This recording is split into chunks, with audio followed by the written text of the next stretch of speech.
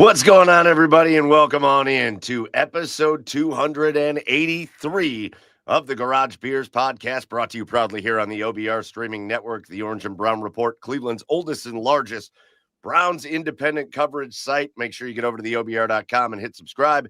And whether you're watching us on YouTube, Twitch, wherever, make sure you hit follow, make sure you hit like. It is the best Browns coverage in Cleveland. And then as a bonus, you get to come talk Browns, Guardians, Ohio State football, college football in general, and so much more with us here on Wednesday nights on the Garage Beers podcast. So we're so glad you're here. We're so glad you're joining us as we've got a big time show, a ton of stuff to cover. We got a decisive game 3 coming for the Guardians. We're going to talk about that. We got a quarterback change for the Browns and then a London game. So we'll talk about how that's going to go. We've got all kinds of action in college football, including a game Joey was at, Ohio State and Washington. We'll talk about all that and so much more. So, again, we're glad you're here. We're glad you're hanging out, and buckle up because it's going to be a great show. With you, as always, I am Mike. Immediately over here to my right is, or left, I guess. I don't know which way you are here. But I got Joey, and then down at the bottom, it's Chad. Guys, big show tonight. Lots going on. First off, let's get to the most important topic. The Jordan Kuminga saga is finally over. Let's go. Oh my God. What'd he do? Instead of a 3-year, which he hated, a 3-year contract, which he hated, he just turned it down. He said, I don't want to think about it. That doesn't show commitment to me. He goes, you know what? I'll sign a 2-year deal instead. Oh, that's it. You got him. Yeah. Dude, that's called business savvy. Yeah. Business savvy. I didn't like the one deal. Give me a worse one. Yes. I choose business ethics. Guys, you remember that micro impression of Ray Romano I did a while back? Yeah. I think I just perfected another one over the weekend, and it's a good one, I think. It's Jason Statham. I think I got a Jason Statham down now. But the key is, ask me, hey, Chad, what'd you think of the Browns game this past Sunday? What'd you think of the Browns game this past Sunday, Chad? That's so good. That's so good. Yeah. What a great. That's so good. Micro impressions. That's what it's all about. You know, I don't need these long diatribes. It's just, hey, Chad, Jason, what'd you think of the Browns this past week? Dude, I have to tell you. I don't know. No, you can't go further than the micro impression. You just got to call it right there. Look, Pat Shea in the comments. Bam. Nailed it. That was and you look like him a bit. Probably outside of the fact that my Aggies won the game at Notre Dame that I went to, I cannot tell you the joy that I felt in my bones when they wheeled out Lou Holtz, and I just got to see him, and all I could think about, Chad, in my head was your impression of Lou Holtz, and I was like, oh, that's so good. There he is. It's Chad. Texas A&M. That was me, actually. It wasn't Lou Holtz. It was me. They're wheeling out on the field in Lou Holtz costume. I'll tell you what, this Texas A&M Aggies, they're a tough football team, but they're gonna roll right over Notre Dame. But the Fighting Irish are gonna be up. They're gonna put up a good fight. I mean, these Aggies are great. They're not Catholic, which I don't love, but this is all we're doing. That's it. We're doing micro impressions the whole show. No, that's Chad, I love that you're perfecting that. Joe, man, we are on the brink. We're going to talk about it a lot. Again, we're going to talk about the Browns and the Buckeyes and college football and the NFL and all that. But we're going to talk about, we're on the brink of the Cleveland Guardians flying out to Seattle tomorrow. We're on the brink of that. If Joe, anybody has ticket hookups, let me know. Are you creaming your G? Yeah, tons of Seattle Mariners They're ticket hookups here. so much money. They're like $250, like lowest on Game Time and TickPick and all those sites. And damn, but they're on the cusp, man. They're on the cusp, and we will welcome them here. And maybe I'll get a beer with the team tomorrow. Who knows? Friday. Hell yeah. All right. Well, listen, a lot of stuff to get to. Just us hanging out in the garage. We had some potential special guests lined up, but when the Guardians won today, the schedule for those guests got very crazy. And so we're just hanging out in the garage, which is awesome because you're here with us, and we'll bring you in. If you're joining us live tonight, we'll bring you in the comments. So let's start things off with our favorite segment of the week, and let's do our garage beers of the week.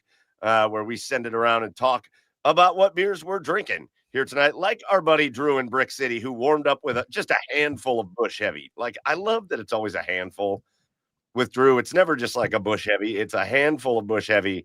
And now for Garage Beers, our buddy Drew drinking a Mad Elf, getting the Christmas beers going already, which is awesome. But be like Drew. Get in the comments. Tell us what you're drinking. Joe, start us off. What are you drinking? I got a beer my wife found that I just had a sip of, and it was delicious.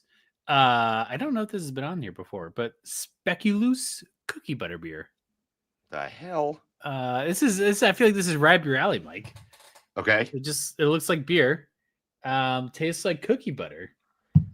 Imperial Golden File.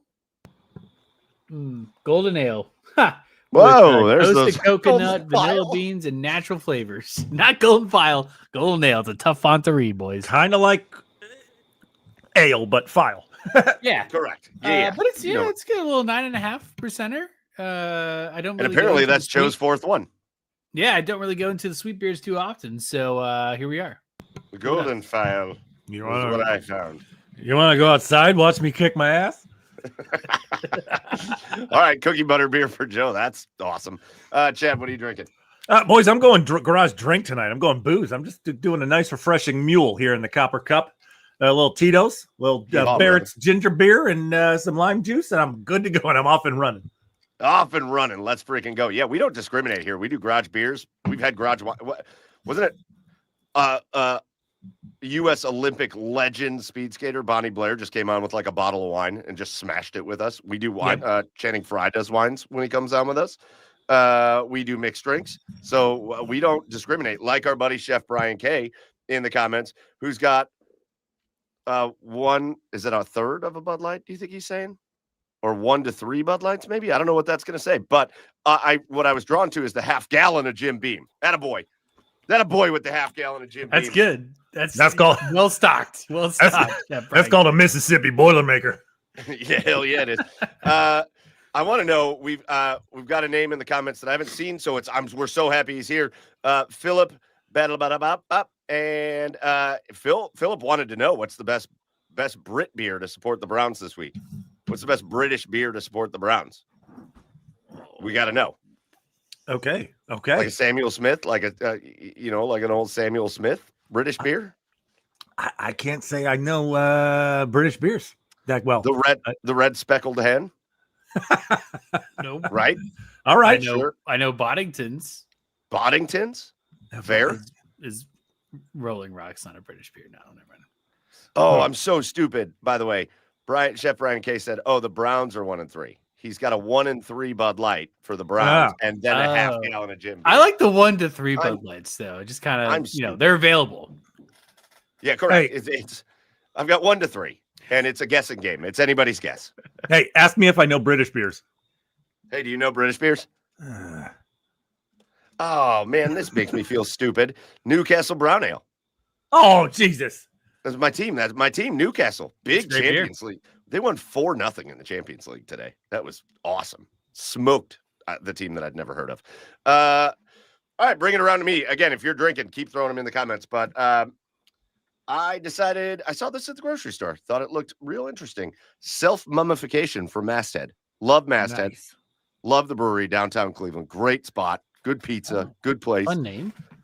And I think it's like a Halloween kind of themed IPA, self-mummification, right? Wouldn't we take it that way?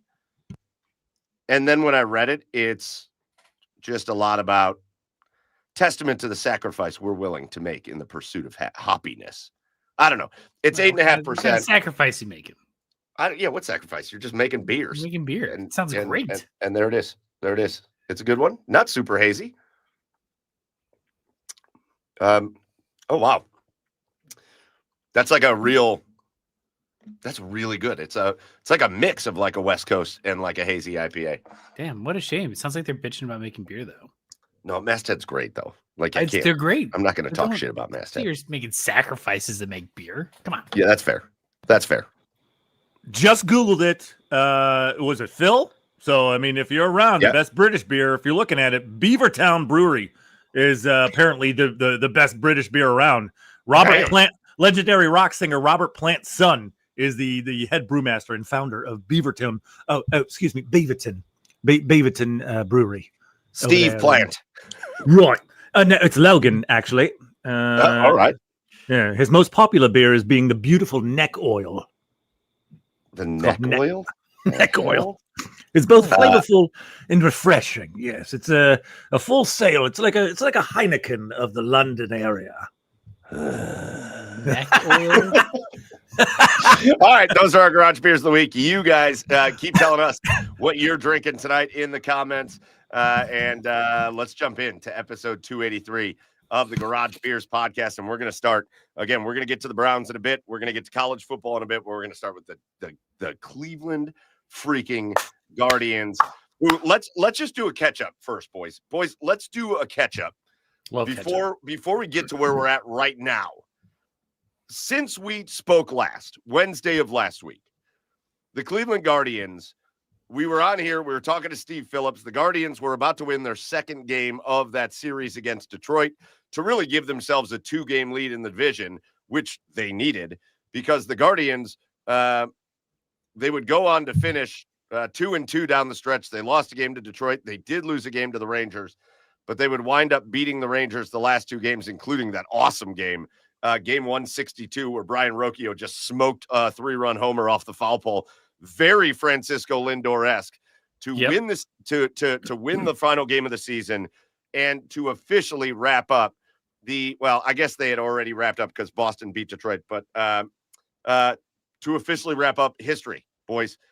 We talked about it and talked about it and talked about it, but the Cleveland Guardians, after 15 and a half games back, twice during the season, after 11 and a half games back at the start of September, after 9 and a half games back with like 2.5 weeks to play, the Cleveland Guardians win the Central Division for the second year in a row. A feat nobody in the history of baseball has ever accomplished, a comeback of that nature. They come in first place in the division, and boys, it's something that I don't know, man. I don't know that I have words to describe how awesome that run of baseball was for the Cleveland Guardians. So much has happened in the past week. It's kind of crazy to think about. Yeah. Like the meaningful games, and like I will stand by that, like winning a division on 162 is so much more fun than on like 140. Like there's so much stress that leads up to it, but you're playing playoff baseball for weeks in September instead of, just a 3-game series that you might get bounced out of, or a 5-game series in the divisional round. So I feel like the Guardians have already given, us everything that we needed out of the season, given how poorly things were looking for such a long time with this team.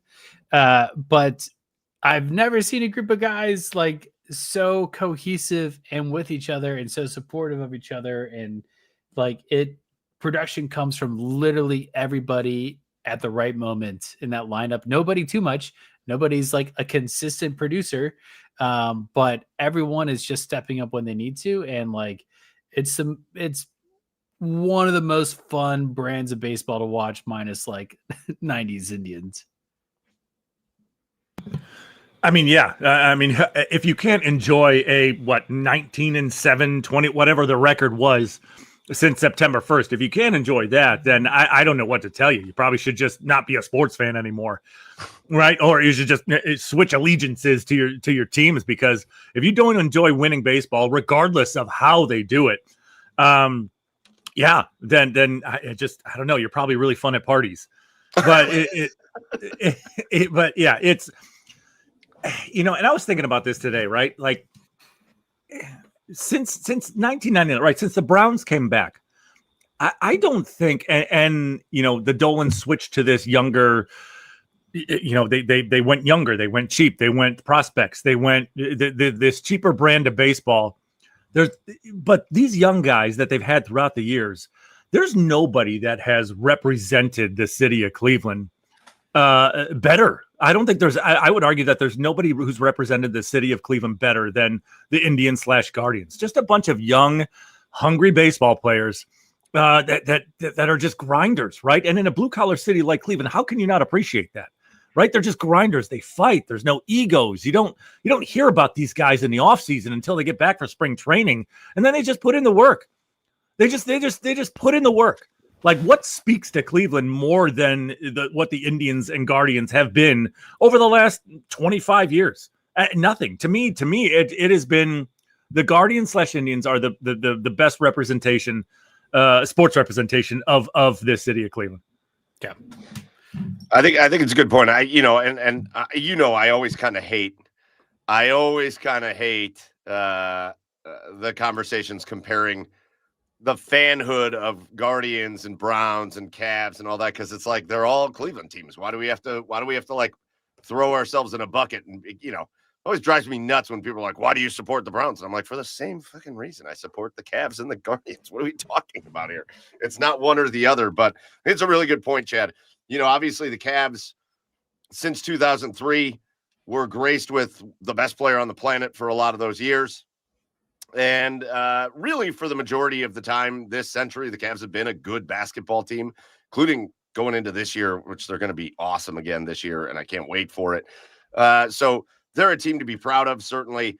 But I think your point is well taken that for the Guardians to do what they do, they have to work harder than everybody. They have to be the hardest team. I was thinking about it this way just yesterday. They have to be the hardest team that the other team has to play. Like that's for them to win and for them to be successful. That has to be their identity, is whether we win or lose, we've got to be the hardest team for this other team to play. We have to be so fundamentally sound, which is crazy because that's not how it's been in the playoffs so far, but we've got to be so fundamentally sound. We have to be so kind of pesky and annoying, and we've got to take advantage of big moments when they happen. Again, it's something we've talked about a lot with this Guardians team. And this was the story for the Guardians down the stretch, guys. A terrible batting average as a team. Really terrible offensive numbers in total. Whether you want to be like a surface level person and look at batting average, or you want to dive into kind of the deeper numbers, they were bad at kind of all of them, except for, and especially in their run, one of the best teams in baseball at hitting with runners in scoring position, and one of the best teams in baseball at driving in runs with 2 outs. They didn't do a lot of things consistently well offensively, but they were one of the best teams in baseball at those two, like, kind of clutch, annoying things that when you're the other team and you're kind of dominating the game, but the Guardians get one chance and they just consistently take advantage of it. They're just consistently the hardest team other teams have to play. And that is about as big of a compliment as I can give them.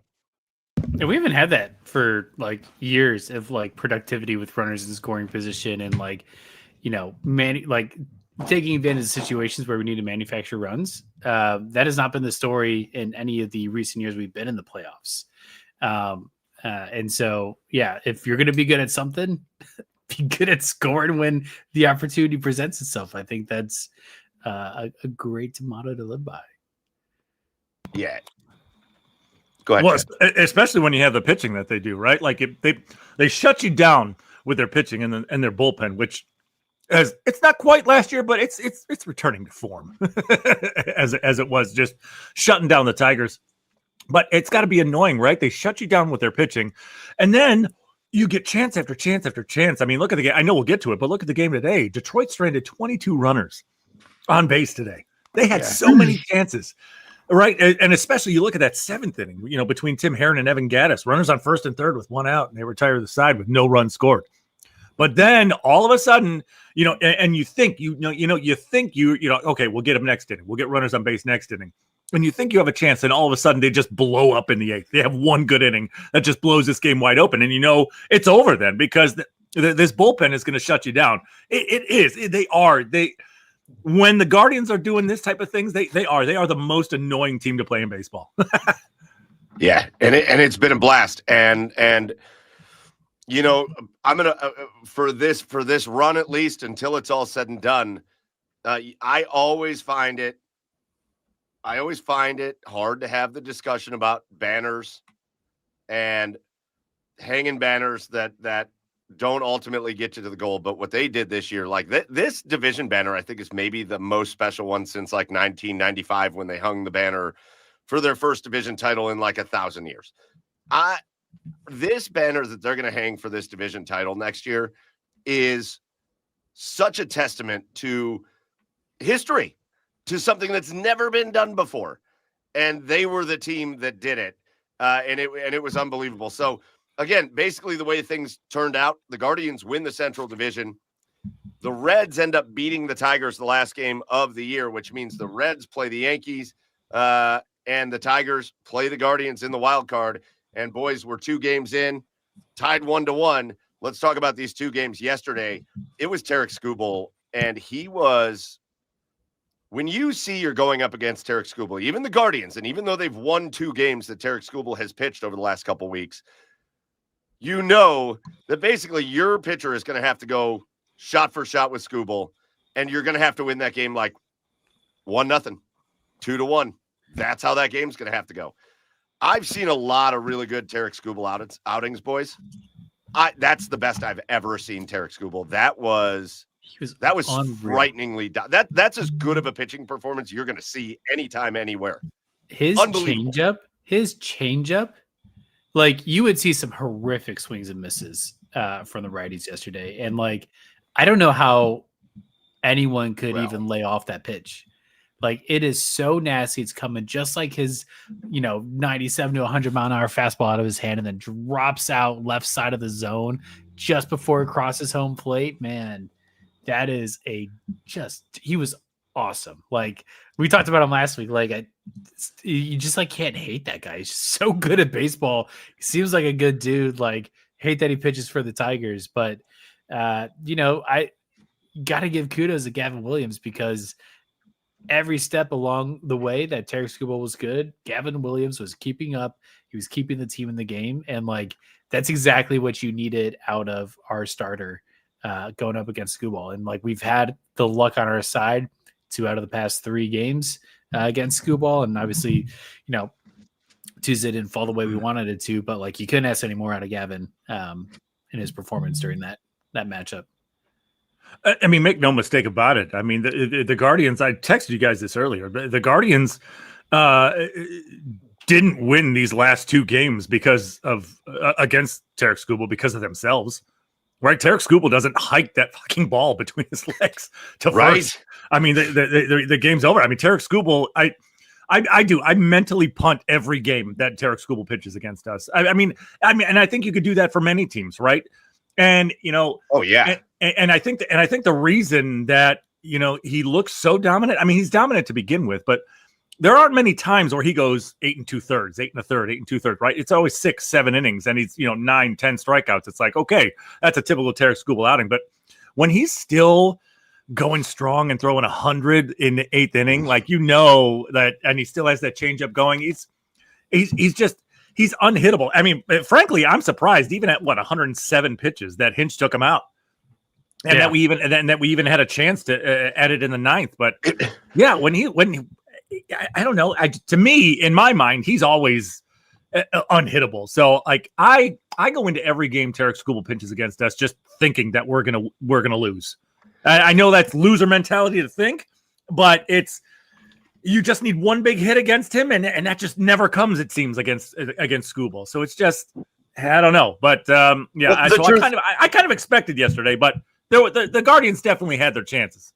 The truth is, it's Tarik Skubal and Paul Skeens, and then there's a chasm between them and the next guys. Yeah. And unfortunately for Paul Skeens, unless Pittsburgh learns how to develop anything around him, he's just going to kind of always feel like he's off to the side. But it's Skubal and Skeens are the 2 best pitchers in baseball. Yeah. And then it is just a chasm. And then you got other great pitchers, but they're not these guys. Tarik Skubal, a lefty chucking 100 with, again, you talked about that changeup, the breaking stuff. And then he's also a bulldog. Like he is a son of a bitch out there, but in a way that you kind of like him. And he's got like, I almost feel like he has, for the most part, like Greg Maddux accuracy. Like he just puts that thing anywhere he wants to, anytime. He's unbelievable. And the Guardians still managed to guards ball their way into a run against him on that high chopper by Arias, where Ramirez beat the throw. It was 1-1.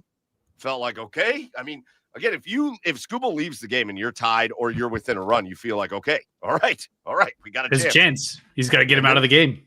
And then they did have a chance. In the bottom of the ninth inning, Jose Ramirez smashes the ball to second base. Javi Baez makes a wild throw. It hits off Ramirez and goes all the way down the line. And with no outs in the ninth inning, Jose Ramirez is standing on third base. Eighth inning. And what's that? Eighth inning. No, it was ninth. Sorry, my bad. Ninth inning. Yeah, there it was. Still the ninth inning. And then a strikeout.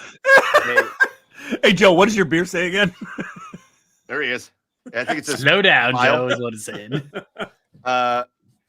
You had the strikeout after that, which that's always the worst. When you got a runner on third and no outs and the next guy strikes out, it's like, oh, shit. Like, that's the worst possible outcome.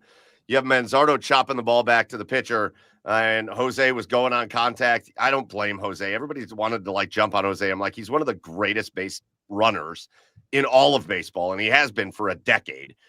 He was going on first contact. It is what it is. He gets thrown out at home, and then obviously the Guardians lose the game. So they fall down 0-1. And here's what statistics say about these wild card series. The wild card 3-game series started in 2022. There have been 12 series up until this year. The team that wins game 1 is 12-0 in those series in the wild card. And as a matter of fact, and this is hilarious based on what's happening this year, but as a matter of fact, only 2 of the 12 series have even gone to the third game. 10 of the 12 series so far since 2012 have been 3-game sweeps. And right now, this year, and we'll talk about the Guardians game today, but the Yankees beat the Red Sox. The Padres beat the Cubs. And so right now, 3 of the 4 series are going to go to that third game. And right now, the Cincinnati Reds are up 2-0 on the Dodgers to start that game. So there's a chance we got a lot of game 3s coming tomorrow. But the main one is going to be Guardians and Tigers. Boys, let's talk about the game today. Bibee was awesome to start. Kind of faltered in the middle innings. Didn't go. I thought Bibee was on pace to go like 8 innings in that game. He was. He had like a swagger about him to start the game that he had been missing most of the year.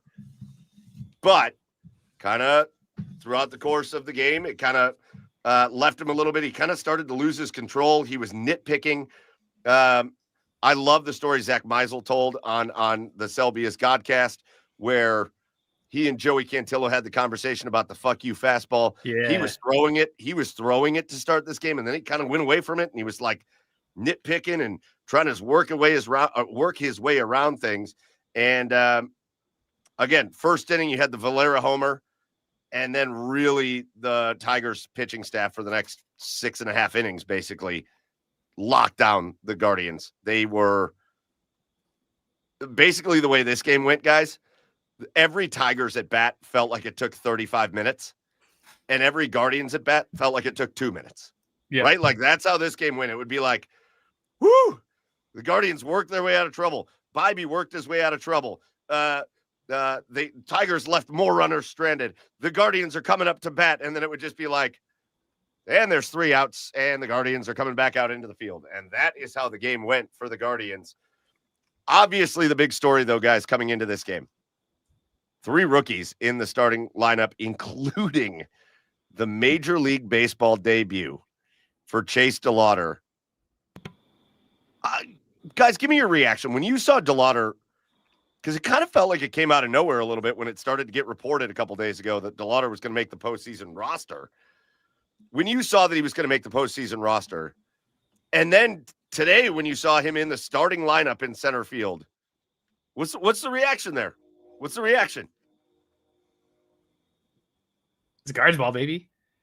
We have not had like Angel Martinez has been outside of Kwan has been the only like reliable starter in the outfield.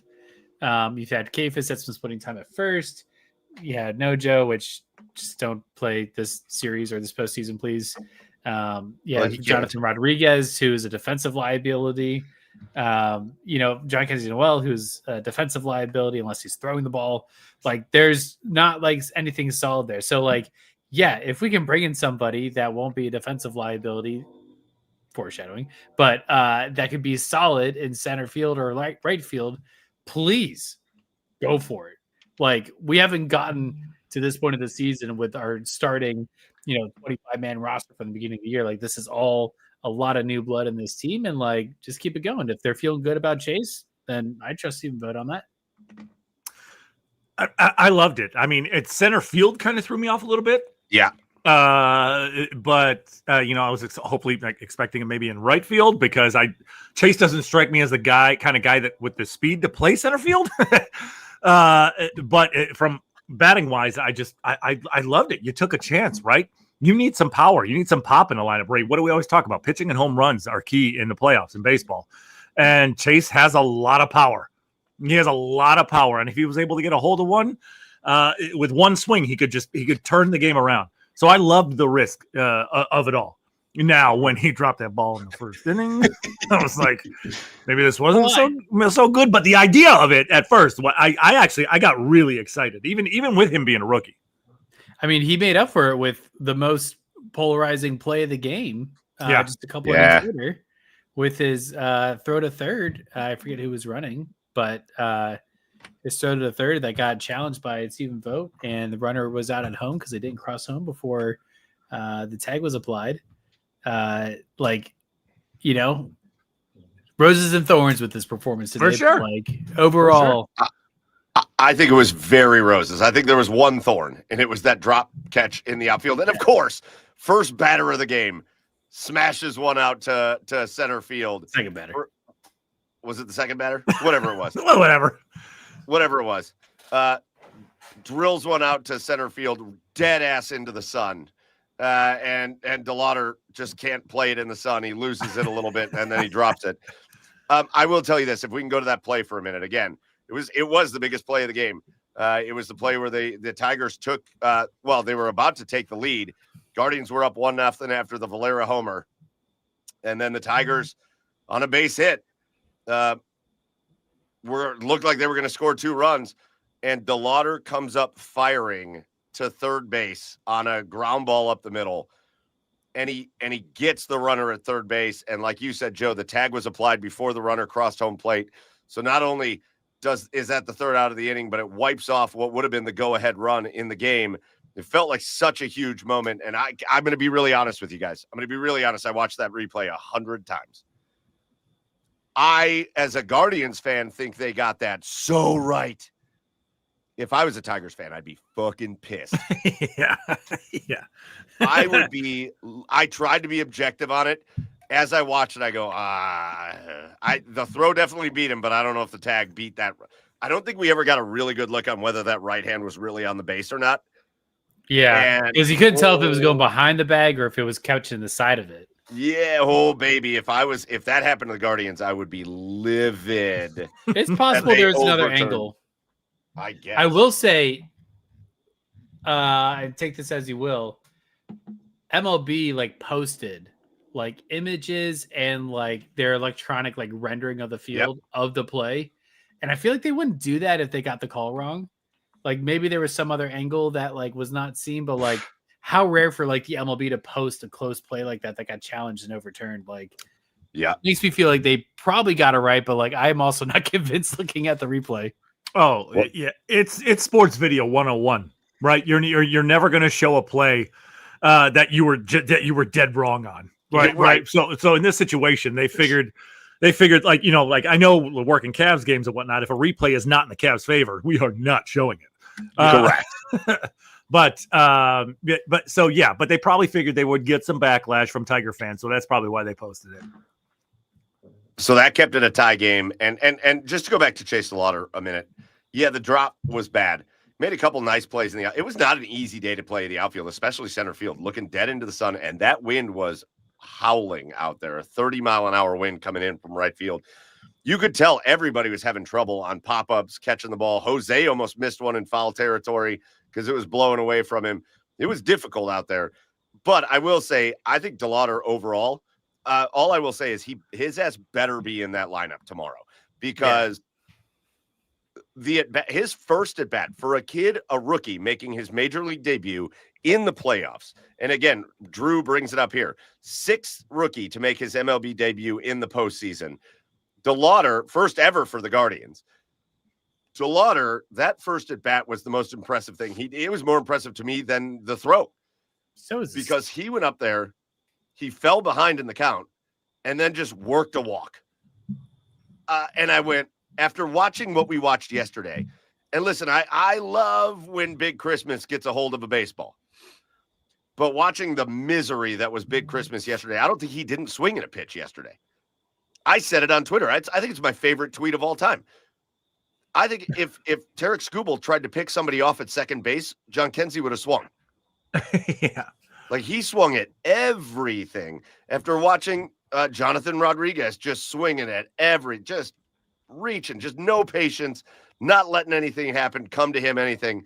For a kid making his debut, his first at bat to just work a walk like that, I went, oh, okay. First things first, that's beautiful. I know he got out. I think he grounded out his second time up. But then that last at bat for him, the laser beam that he hit a ball 111 miles an hour that just went to the center fielder, unfortunately. But I saw so much out of Chase DeLauder that I went, oh, this dude is a star. Like, this guy's a star. He needs to be in the lineup every day for the rest of the next 10 years if we could make that happen. Yeah. Like that. he can be, enjoy and him. then you still got John Kenzie as like the pinch hitter threat, which he still is, albeit like, I don't want to see him in the lineup every day right now. I like the move with Kafis at first, and to him and Manzardo between DH and first. Like, that's great. Other outfield, Valera is probably the best option right now. Angel has been a little on the cold side. Like, today's lineup just felt good, and it felt good like before the beginning. Like, it felt like the right lineup for where this team's at today. Yeah, I am perfectly good with them just trotting that same lineup. Maybe they want to put DeLauder at DH and put Kafis out in right field and start Manzardo at first. That's cool. Again, you're going to go up against a righty again tomorrow, and so you'll have the lefties in there. Or maybe they just want to roll it back out. Did Kafis play first in Columbus? Yeah, they worked on him. You did? Okay. He is, I think he's far and away our best defensive first baseman. So, every time they put Noel at first base, I'm like, no, please don't. Yeah, it's not working. But in any case, tied 1-1. Again, every Detroit at bat takes 30 minutes. Every Guardians at bat takes 2 minutes. And that's how it happened until the 8th inning. And boys, this is what makes this team special when they're going right. It's not just Jose Ramirez. It's not just Steven Kwan. It's not just the couple guys. Brian Rocchio in the playoffs is just an unbelievable thing. And really, he's been very good since he's been back for what he is. But Brian Rocchio stepping up in the 8th inning and he turned on 100-mile-an-hour fastball like it was nothing. He ripped it. Monster home run from Rocchio. Then you get Kwan finally hitting a line drive. Kwan popped up every at-bat in this game, and then he just mashed a line drive double. Schneemann hits a line drive double to bring in Kwan. And then after Ramirez was intentionally walked, Bo Naylor, man. Bo Naylor has been such a key to this run for the Guardians lately, and he hits a ball off the end of his bat. And that home run was more impressive to me than Rocchio. Well, but listen, Rocchio's was awesome because he got all of it and turned on it, and it was beautiful. Bo Naylor, his body got out ahead of the ball, but then he kept his bat back and just flipped the barrel head at it, hit it almost off the end of the bat, and it got out into the wind into right field for a 3-run homer. Unbelievable. So Bo's hitting on the season. I know we're in the playoffs now, but like what 193 to 200 somewhere around that range. Yep.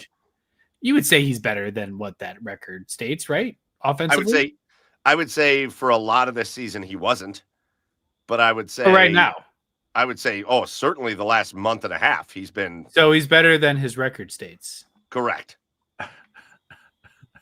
We're gonna get into this again.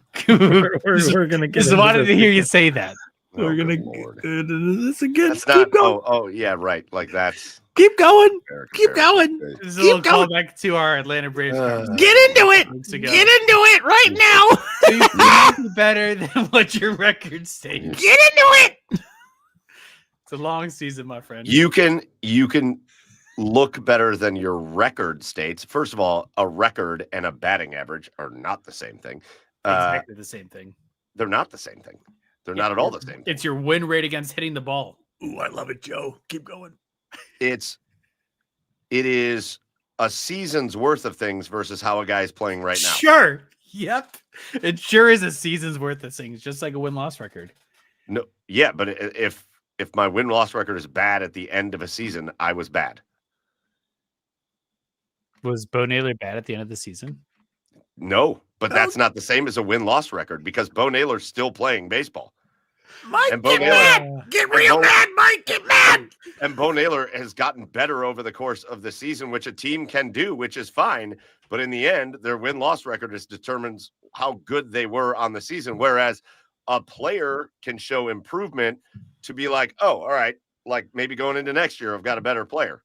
Like you can't look back on a team and be like, they were better than their record because you're not better than your record. You can't be.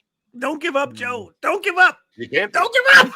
I'm not going to give up, but I don't think you won. So we can move on from this because nobody knows what we're Oh, talking about. yeah, I knew it. All right. So anyways, the Guardians put up a 5 spot in the 8th inning. Cade Smith lightly closes the door. That was not fun. Cade lost everything in that inning, but Lightly still, closes the door. Oh, I think Vogt overmanaged that part of it. Like I didn't think he needed to bring Cade in the 8th, but Well, because it's all right. he lost it in the 9th. But hey, we won, so it doesn't fucking matter. That's it. So the Cleveland Guardians tied 1-1. And here's the situation for tomorrow. As far as just the scheduling goes, if the Cincinnati Reds hang on and win this game against the Dodgers, then the Guardians are playing at 1:08 again tomorrow afternoon. If God, please don't.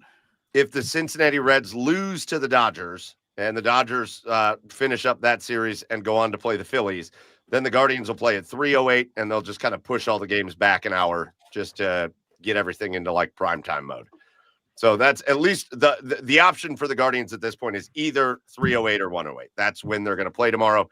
But it's going to be Slade Ciccone. It's going to be John Flaherty. It's going to be this Tigers offense that has not been good for the second half of the season. And it's going to be probably a lot of young guys out there again for the Cleveland Guardians looking to move on to the ALDS, trying to punch a ticket out to Seattle. And boys, something about this game and the way it went, something about the life that they showed, and something about the way they're just trusting these kids.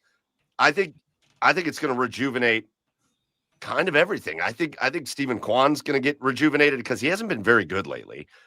But man, I saw a good at bat out of him that last at bat. I think Jose is going to feel a little bit rejuvenated. I think DeLauder being in that lineup and Manzardo, and all of a sudden there's some punch and some pop, and Valera's got some punch and pop and all that.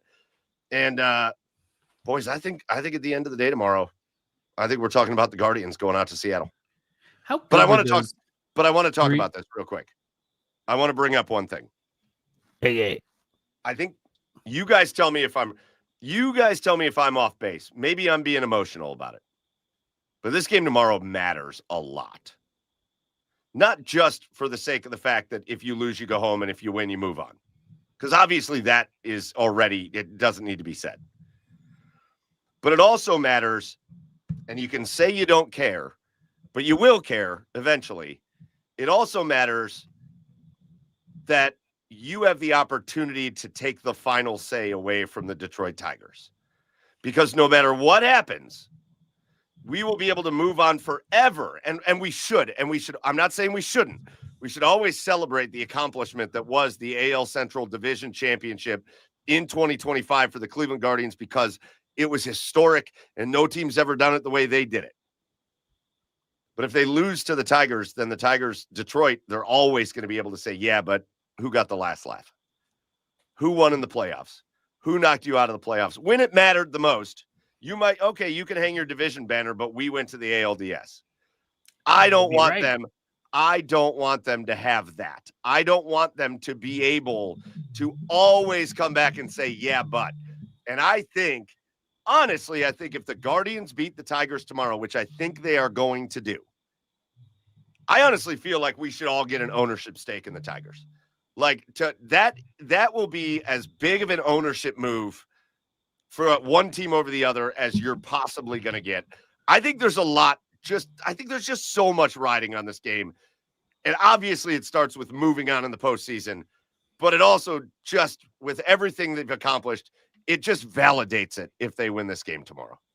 I kind of wish the teams hated each other more because I also don't think they hate each other at all.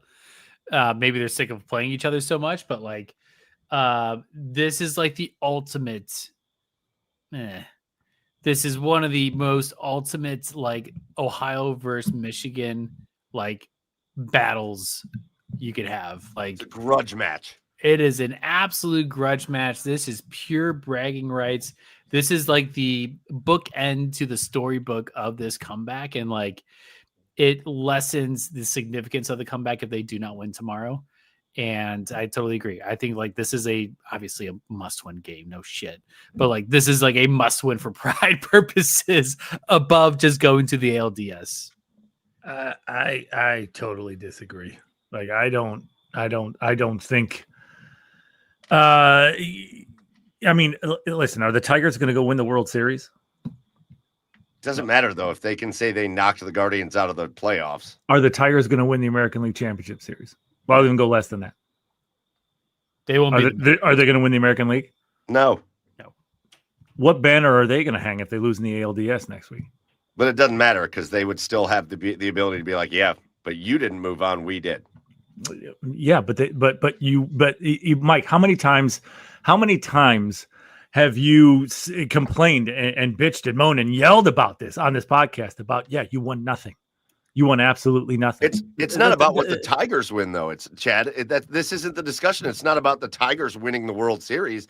It's about we're going to always want to talk about this comeback for the Cleveland Guardians, and it's amazing. And we should always talk about it regardless of the outcome. Don't get me wrong, Chad. I'm not saying it makes the whole thing meaningless, but I don't want that other fan base because Joe, you brought it up. Maybe the two teams are okay with each other. But I hate the Detroit Tigers, and I know most Tigers fans hate the Cleveland Guardians. It is a rivalry. I don't want to give those fans the justification to be like, all right, big whoop. You won the Central. We collapsed down the season, but when the 3 games mattered the most, we won the 3 games. Yeah. We won the series. You made history. The Tigers did nothing. Even if they beat you tomorrow, you made history. The Tigers did nothing. I don't like it. I'm perfectly okay with I guess I feel so confident in this because I don't think the Tigers are going to win tomorrow. But yeah, you made history. The Tigers didn't. They can't say anything to you because their epic collapse for the division is much more is much more at a level up than winning a 3-game than getting lucky in a 3-game wild card series, especially with the way they're playing, especially with the way the Tigers are playing. It's gonna feel like they're lucky tomorrow if they win. So it's not. No. You can get the last laugh, but in the end, you've won nothing, and we have another division title. That's the way I look at it. All right. Well, hey, that's the way you look at it. All right. So the matchup again. Jack Flaherty, I guess I hadn't looked at Flaherty's stats. He was so bad this year. Yeah, it wasn't good. Super bad. He was 8-15 with about a 5 ERA, but he had pitched much better down the stretch. They gave him no run support.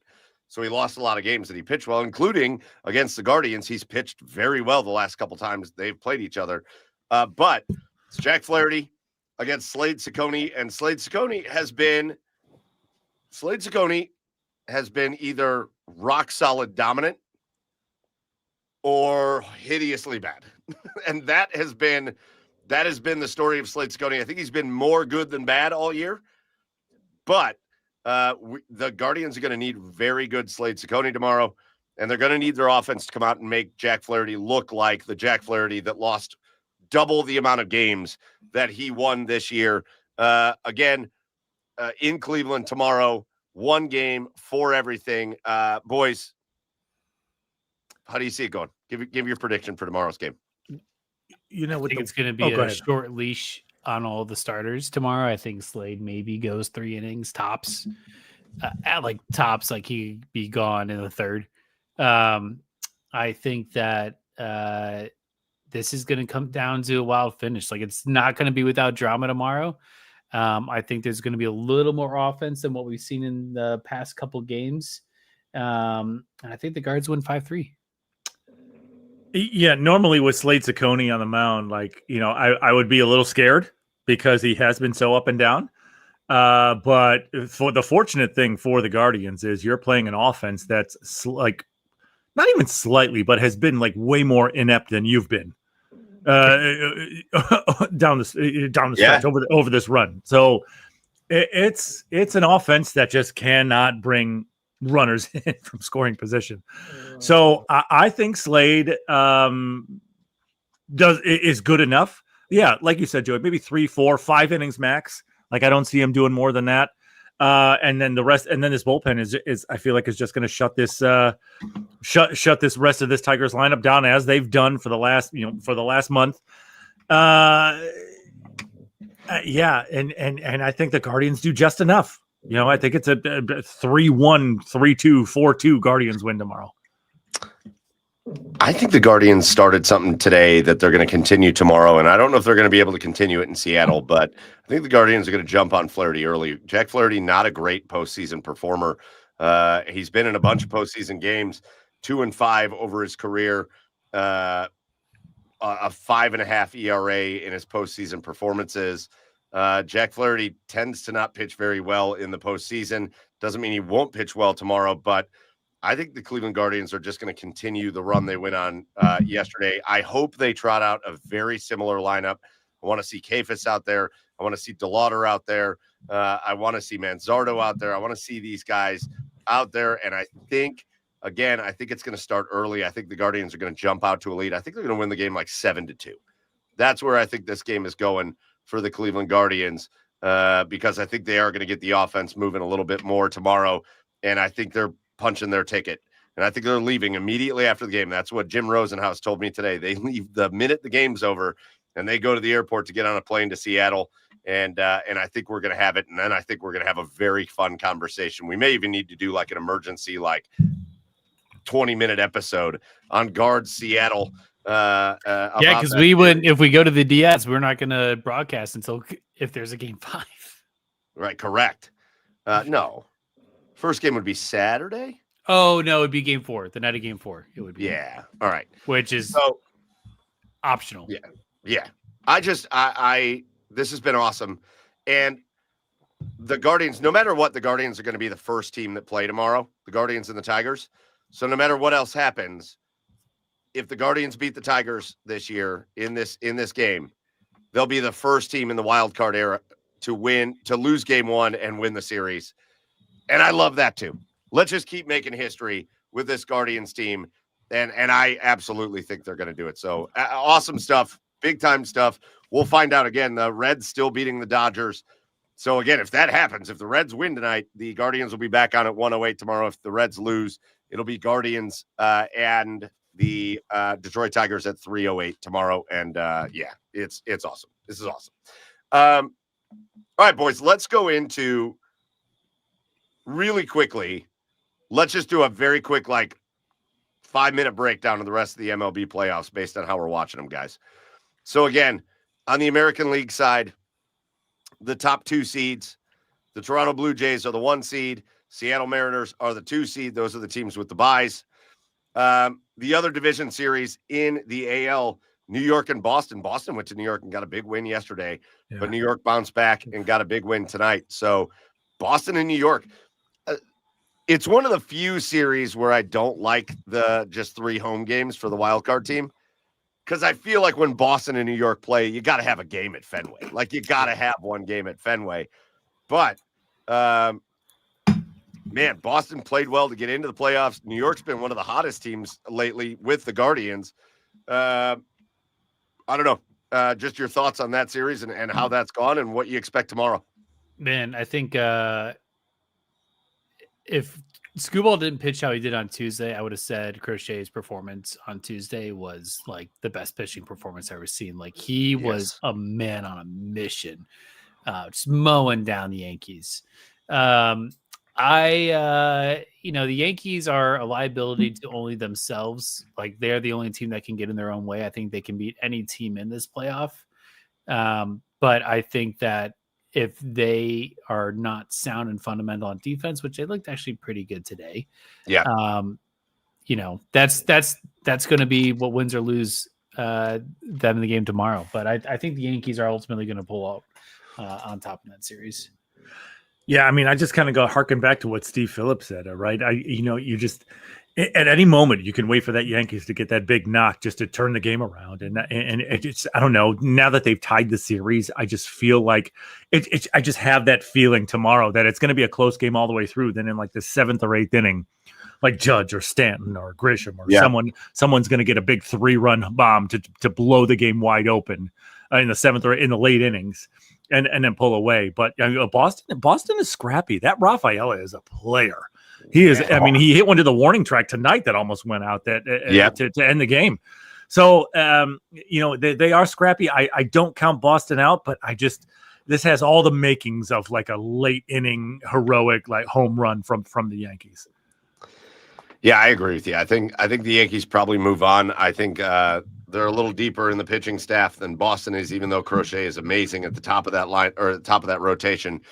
But again, all 3 games at home, I find it hard to think that Boston's going to go in and win 2 out of 3. So I think the Yankees are going to take that. On the other side, top 2 seeds, the best record in baseball belongs to the Milwaukee Brewers. And then the other team with a bye, the Philadelphia Phillies, 2 really good teams.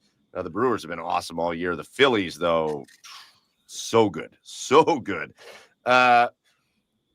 Going on right now is this Reds and Dodgers series, but the series happening in Chicago, the Cubs and the Padres. The Cubs went out and won game 1 yesterday. The Padres came back and got them. I think it was 3-0 today that the Padres won. I'm going to be really honest with you. That's a series. I have no idea what's going to happen in game 3 in that series tomorrow between the Cubs and the Padres. No, I mean, you just got to kind of pick where the Padres are going to lose this year because they're going to lose every year because they're the Padres and they just can't win shit. But man, the Cubs I don't know. The Cubs are a solid team, and I feel like they're more. No, they're not more anything than the Padres. They're just 2 really good teams, man. I mean, like I'm just going to pick the Cubs because I got a hunch. But you could tell me any outcome for this game, and I would believe you. Yeah. You could tell me either team won by 30, and I'd be like, oh, yeah, I guess I buy that. Yeah. Or you could tell me it's a 1-run game that's a walk-off in the bottom of the 9th, and I'd be like, yeah, I get that too. Like, there's no outcome in this game that I'm not believing.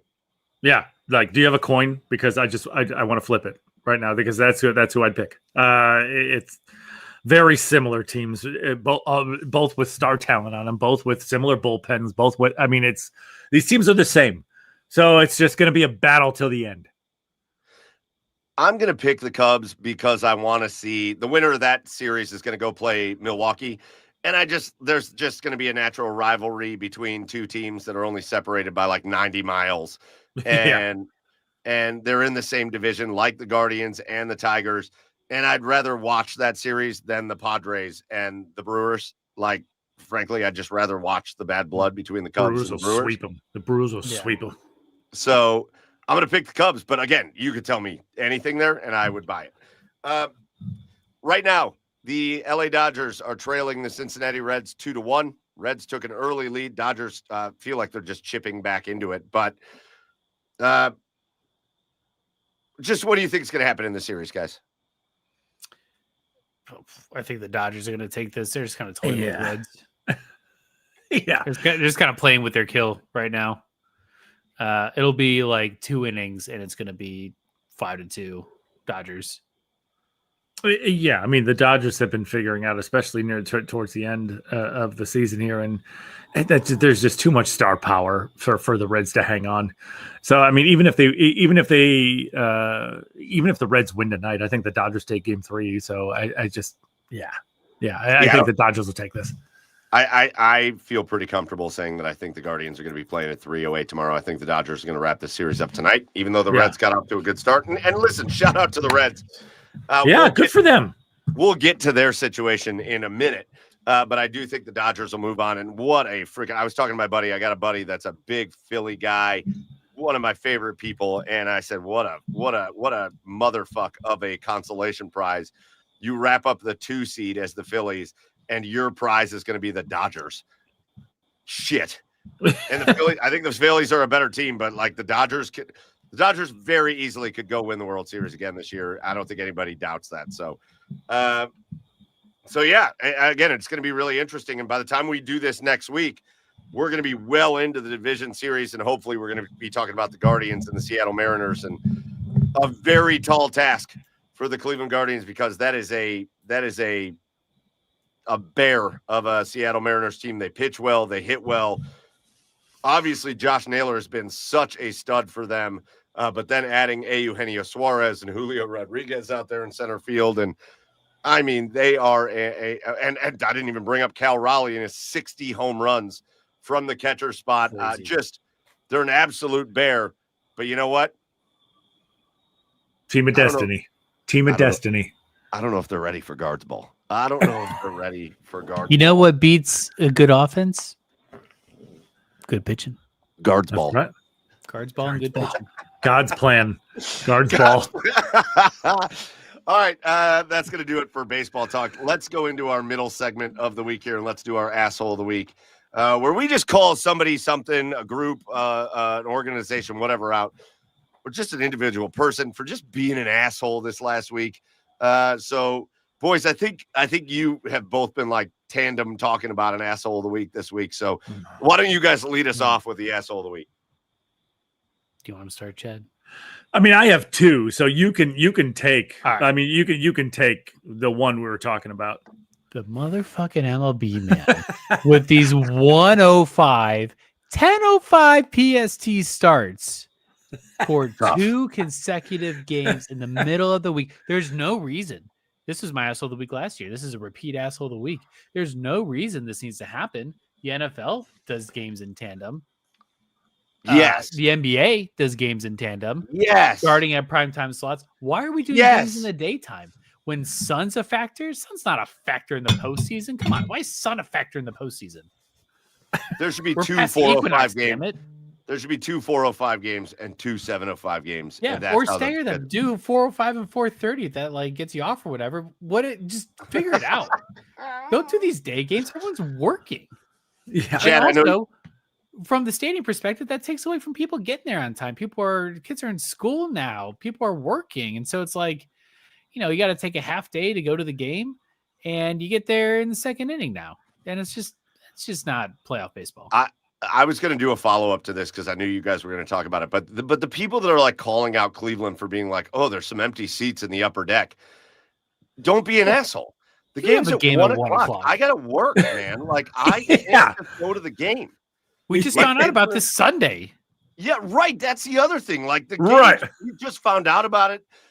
And here's the other thing. Especially in a series against Detroit, a night game, Detroit fans would find a way to like make their way to a night game to fill up the stadium a little more. Right. They're coming to 1 o'clock games in the Nope. afternoon. No. They just No found out one about it is. last week. No one is. The fact that there are 26,000 people in that stadium at 1:08 in the afternoon, I think is a fucking testament to Cleveland. And the fact that it's loud as hell in that stadium, I think is a testament to Cleveland, as it looks like we'll see. Oh my God, Max Muncy's going to try to score from first on a double. We did. And it looks like the Dodgers just tied things up. I think it's an absolute testament to Cleveland. And I think I'm with you. The schedule is bullshit. 108.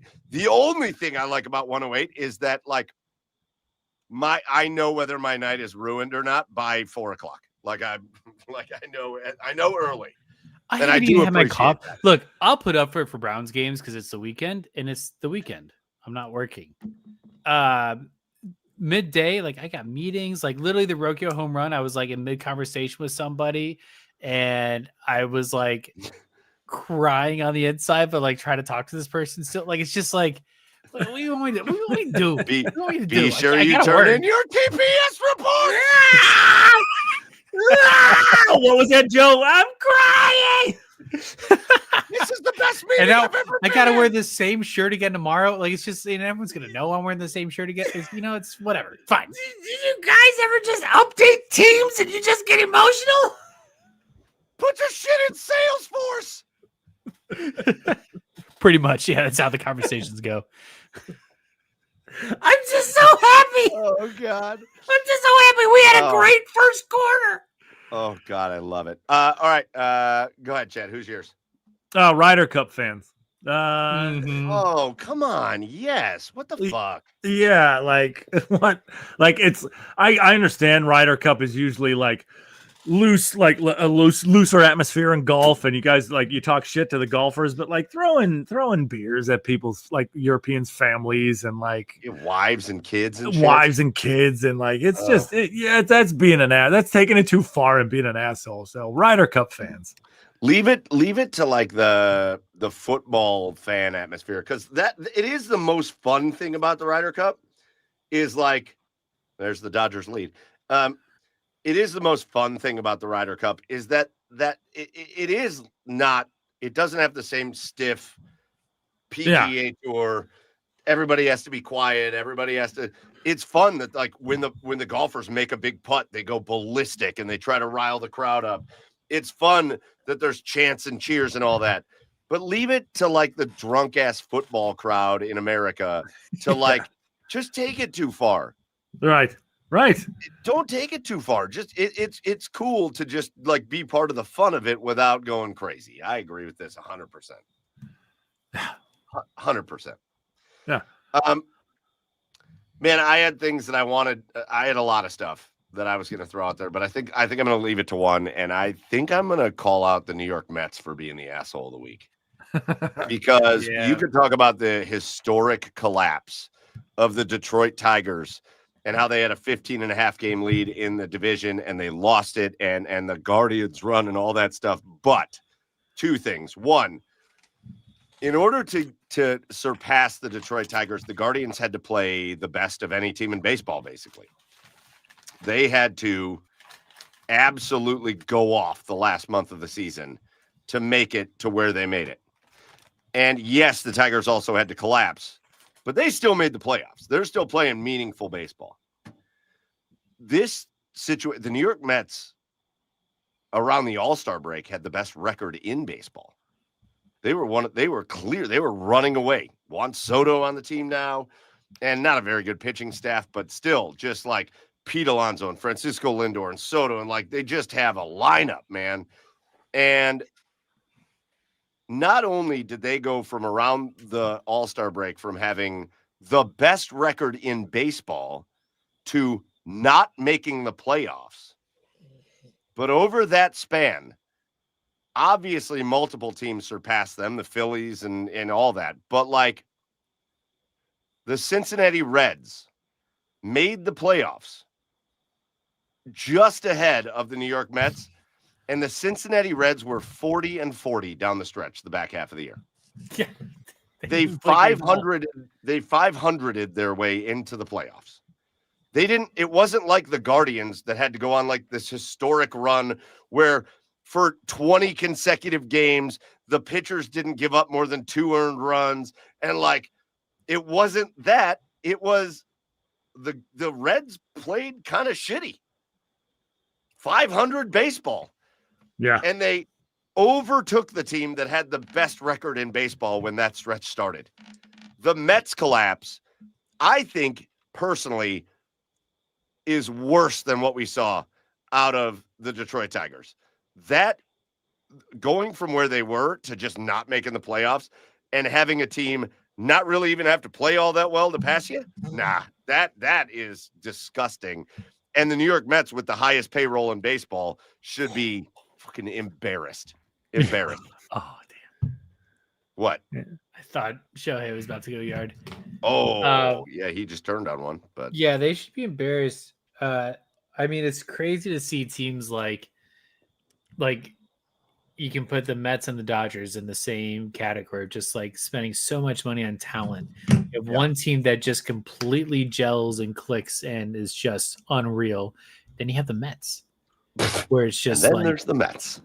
it's like, how do you assemble talent like that and not be successful and retain your coach? And then there's Marla Hooch. What a hitter. Yeah. Yes. Another good micro impression.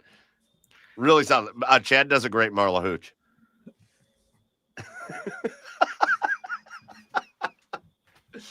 Yeah, I don't know. They're my asshole of the week. I had other ones. I wanted to call out the umpire from the game yesterday because not only was Tarek Skubal amazing, but man, oh man, did that umpire love Tarek Skubal. Really bad stuff out of the umpire. We're going to go to the Browns for a minute. I wanted to call out Jack Conklin because I've never seen a player have minor injuries keep them out for more weeks than Jack Conklin. And it drives me absolutely up a wall. He's very quickly becoming nobody will ever take over my asshole of the week over Johnny Manziel. But man, oh man, it's Jack Conklin becoming one of my least favorite Browns players because I feel like he just doesn't fight through anything. It's just like, my arm's sore. I'm going to sit out again for the fourth straight week. Yeah, it's not an injury. It's Bruh. not like, torn ligament. It's just elbow soreness. Yeah. You should stick to rapping and Serpentini car commercials. In a time where we like desperately need him. And he's just, nah, I'm out. Like, I feel like, I know Joe Thomas isn't dead, but I still think he's rolling over in his grave, watching all the shit that he went through to just have the Iron Man performance that he did. And then to watch a guy like Jack Conklin be like, maybe I'll come back in a couple weeks. I'm going to go fishing this week. And Joe's coming back with his build. He's playing linebacker. No, I'm just saying. Yeah, I'm just saying. I don't know. Those were going to be my assholes. Anyways, let's go to the Browns for a minute. Listen, it was an ugly game in Detroit. The Detroit Lions, if you looked at the final score 34-10, you would think the Detroit Lions just blew the doors off the Browns. But in reality, they didn't. The Browns defense was really good in the game again. And I talked about this on the last show, but the Detroit Lions had, I think, 5 scoring drives, and then they had a punt return for a touchdown. 4 of their 5 scoring drives were 16 yards. So drives that ended in points. Might have been a field goal, might have been a touchdown. But 4 of the 5 scoring drives that the Lions had were 16 yards, 5 yards, 44 yards, and 20 yards, which means that the Browns offense was just giving the ball to the Detroit Lions in position for them to not really even have to go anywhere to score points. They just had to go 20 yards and boom points. And then on top of it, the Browns special team is an embarrassment.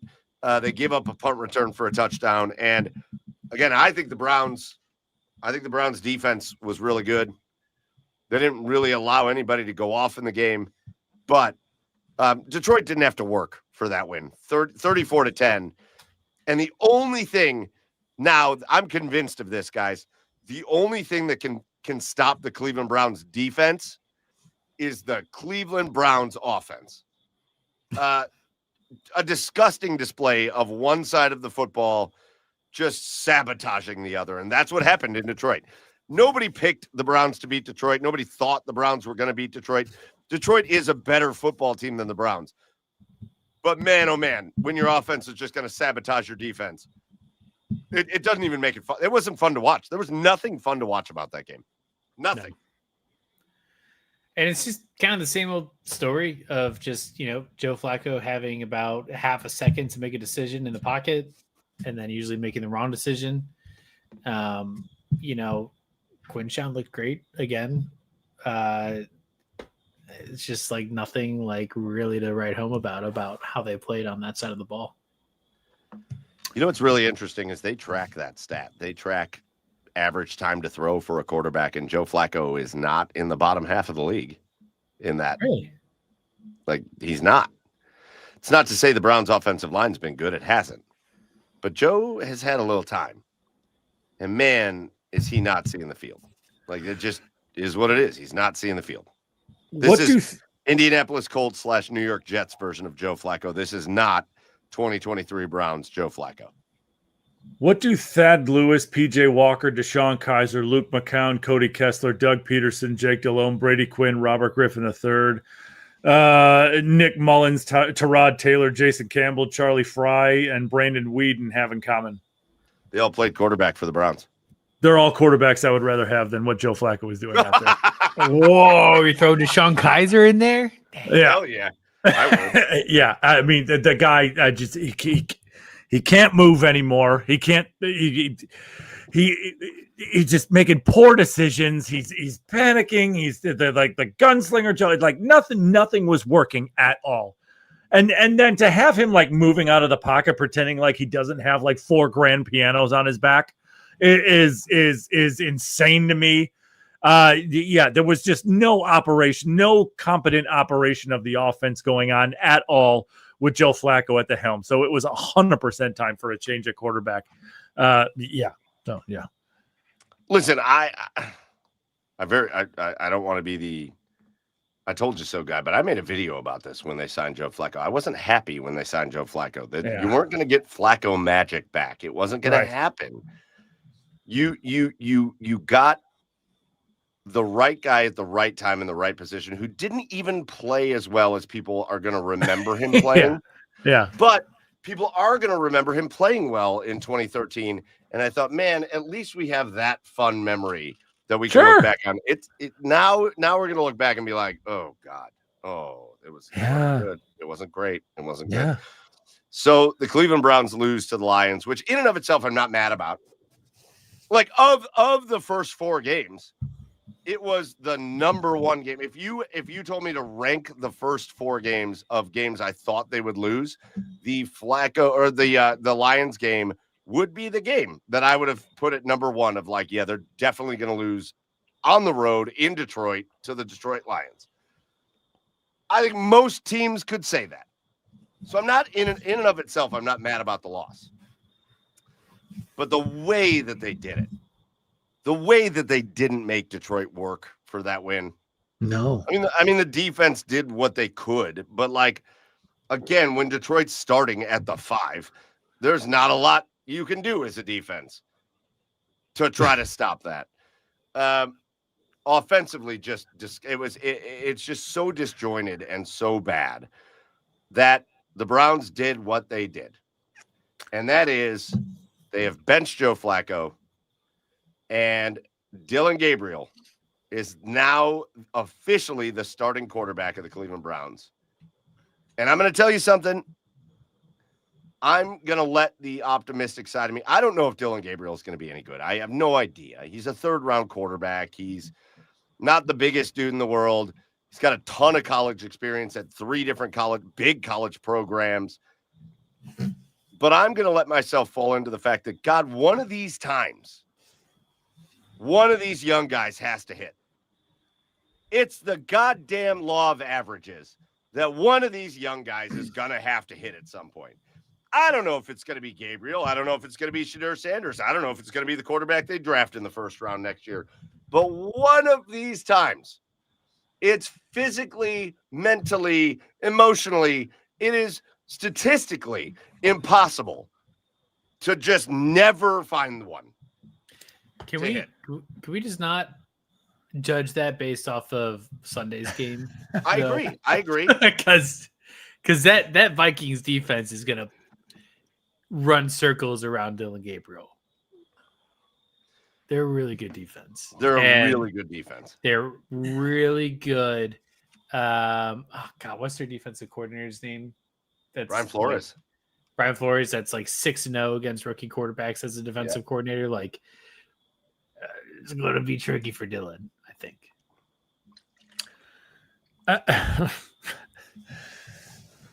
The law of averages, and we've been waiting 25 years for that average to come around. Yeah, sure. I mean, can you be optimistic? Yeah, sure. I mean, Dylan Gabriel is a good quarterback, right? I think if he was 6'3", he probably would have been a 1st or 2nd round pick. I think the size is what really kind of held him back. It can't get any worse, guys. I mean, it can't get any worse than what it's been, right? You know, going back to the game for a second, right? You know, the Lions game for a second, you know, you had you had a glimmer of hope, right? They marched right down the field that first drive and scored a touchdown. And then I was like, oh, okay, here we go. Let's go. Maybe we got something cooking. And then they flashed the stat that the Lions have given up a first drive touchdown the last 4 games. I was like, oh, Yeah, right.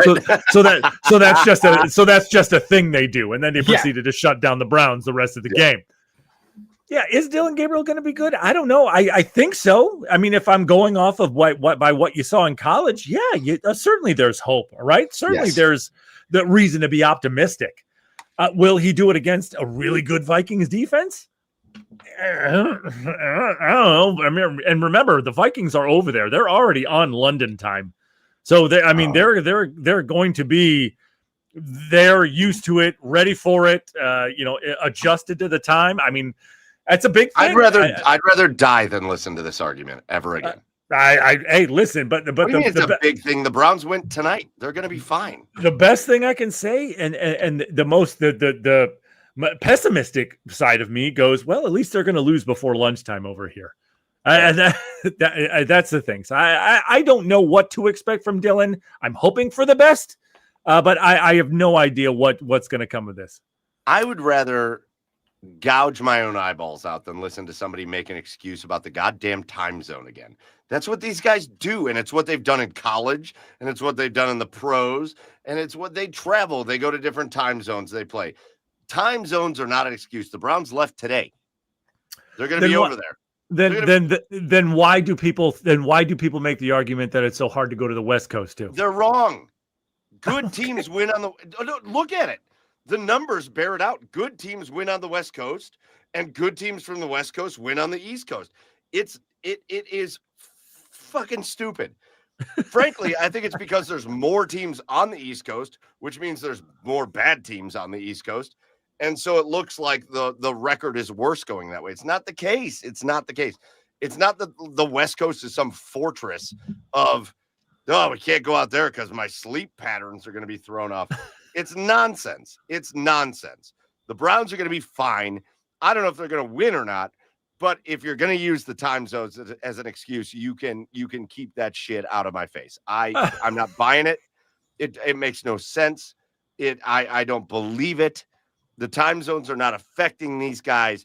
Again, these dudes have been doing it since college, and they've been going from East Coast to West Coast to North and South and all that. It's the way it works. There's very little difference between going to London and going to Seattle or San Francisco or LA. It's not that much further.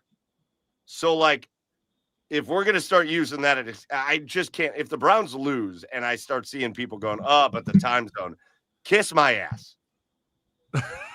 Kiss my whole ass. You were there Thursday. Get accustomed on Thursday. Go to sleep early. Get accustomed on Friday again. Go to sleep early. By Saturday, you're good to go.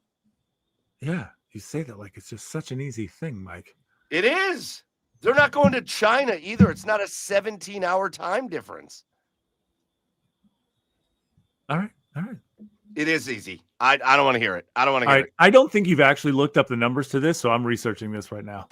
I have looked up the numbers, but you have to look up the numbers with win and loss record, teams that are good, teams that are bad, and then look it up. It's nonsense. It's bullshit. You can look up the Browns record going out west, but guess what? The Browns record going out west is bad. Guess what the Browns record is going north? Bad. Guess what the Browns record is going south? Bad. Guess what the Browns record is going east? Bad. The Browns are just always bad. While exact overall figures can vary depending on the study's methodology and time frame, data indicates lower win rates for Eastern time zone games when West Coast teams are playing, and higher win rates for Mountain time zone games. There's a little bit more to this than you're thinking. Lower win rates for Eastern time. So West coming to East. It's nonsense. The whole thing's nonsense.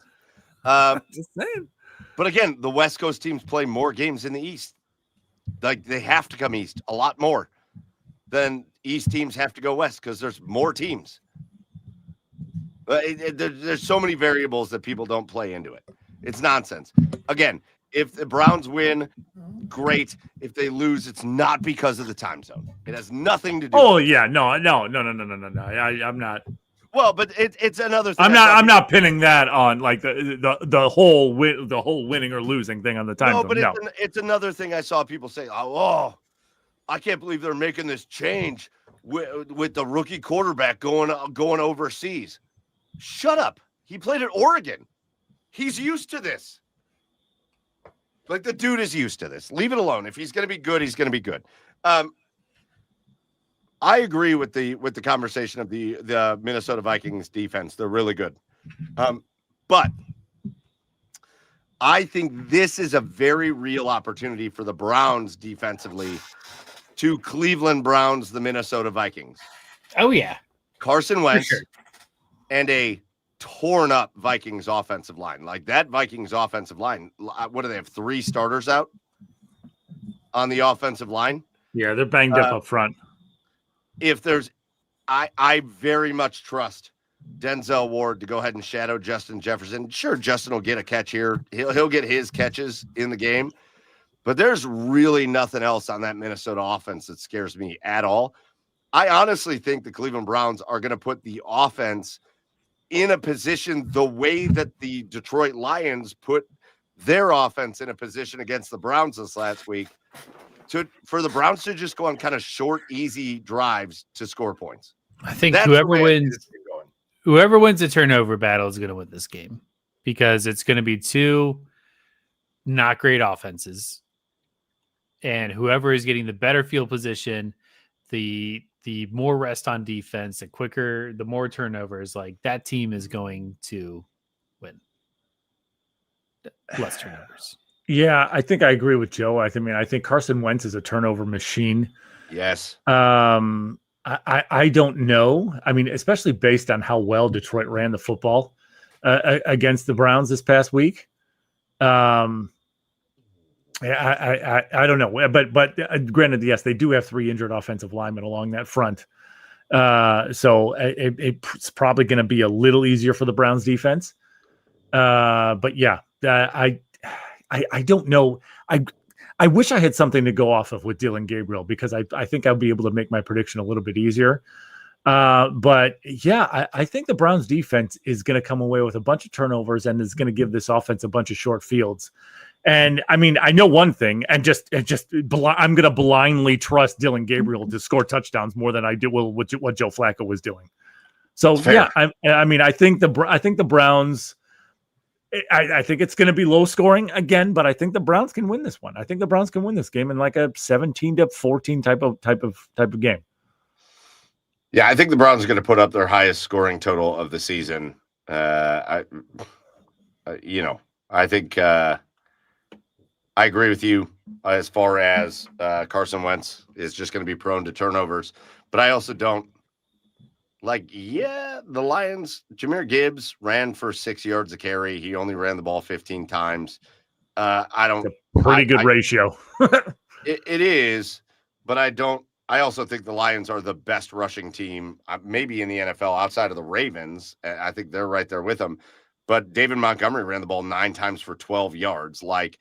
I don't think the Detroit Lions ran the ball for 3 yards a carry in that game. Yeah, Jahmyr Gibbs was good, but they weren't great running the ball against the Browns. It wasn't just hole after hole after hole. You only need one running back to be good. You don't need the whole committee to be good. You can't sit there and say the Detroit Lions ran the ball really well against the Browns. Jahmyr Gibbs ran the ball pretty well. The whole rest of the team did not.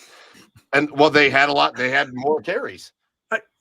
Okay. I mean, regardless, they still ran the ball for over 100 yards. Something I think it's the first team that's done it against the Browns this year. Yeah, 109 total yards rushing is not some big thing. It's not a big. I don't know, Chet. What are you talking about? Okay. 109 yards rushing, and we're gonna act like that was the Browns, compared to what the Browns have done the first 3 weeks. Yeah, that's pretty damn good against this Browns defense. That it's good against the Browns defense. It's not good in general. Oh, Jesus Christ. We're fucking nitpicking here. Yeah. We're not nitpicking. No, we're not. No, we're not. What the fuck are you talking about? Chad? No, we're not. The Detroit Lions didn't come out and just dominate the Browns on the ground. They didn't. They ran for 109 yards. You put that against any other team, and you'd be like, wow, they did pretty well against the Lions. But we're acting like because they gave up 100 yards on the ground to all of them, to David Montgomery and Jahmyr Gibbs and everybody else who ran the ball. Christ, you're like my wife. You're overreacting to every little I thing, am dude. not. You're the one that's overreacting. You only need one running back to You're do the well, one that's Mike. You don't need the whole fucking You're the committee, one right? that's overreacting. We're sitting here going, oh my God, no, just because Jahmyr Gibbs ran well doesn't mean you got to. No, you only need one running back to do well. Mike, You're the one that's overreacting. No, oh, just because David Montgomery ran for 9 carries for 12 yards, so they didn't do that well. No, Jahmyr Gibbs almost ran for 100 yards on his own. You're right. You're right. That doesn't play in. It's fine. It doesn't matter. Yeah. Doesn't matter.